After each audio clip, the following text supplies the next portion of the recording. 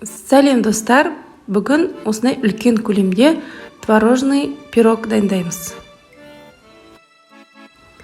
Рецепті описаниеда қалдыратын боламын.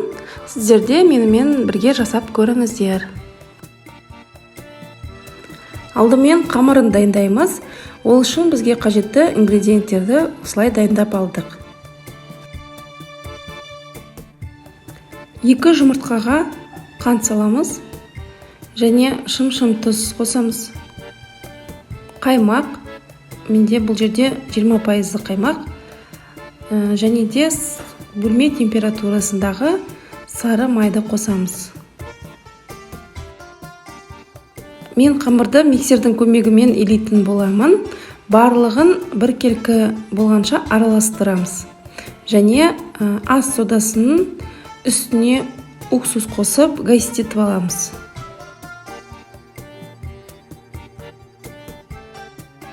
Араластырып болғаннан кейін осы қамырымызға ас содасын саламыз және ұнды бірден саламыз барлығын. Енді насадкамызды ауыстырамыз.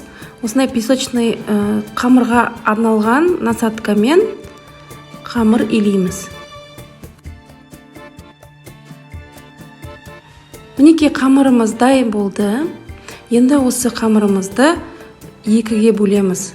Кішкентай көлемде және үлкен көлемде. Кішкентай көлемді ол бетіне, қазір бетіне дайындаймыз, ал астыңғысы ол астына, пирогымыздың астына жіберуге. Енді осы қамырларымызды бірден жаямыз. Осылай төрт бұрышты қылып ыңғайластырып аламыз.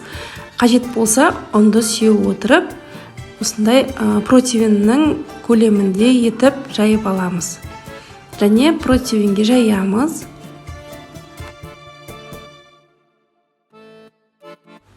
Барымызша тегістейміз жан-жағын.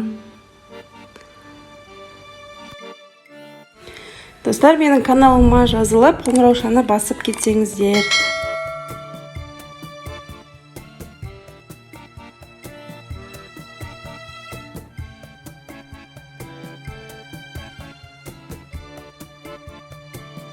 Енді пирогымыздың салмасын дайындаймыз. Ол үшін бізге ірімшік, яғни творог қажет, қант және бір жұмыртқа. Барлығын миксердің көмегімен араластырамыз. Тез дайындалады, мінекей дайын болды. Және дайындап қойған қамырымызға салмасын түгел салып, және бірдей етіп жайып шығамыз.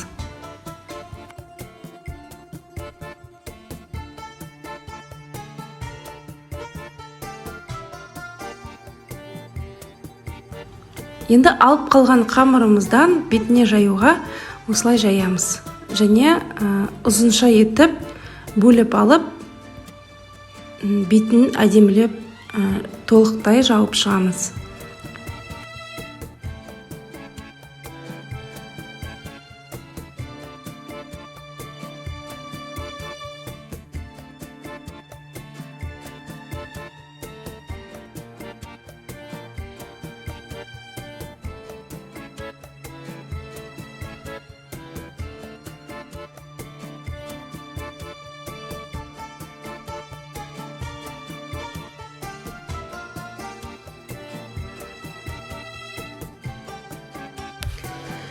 Енді жан-жағын осылай етіп жауып шығамыз.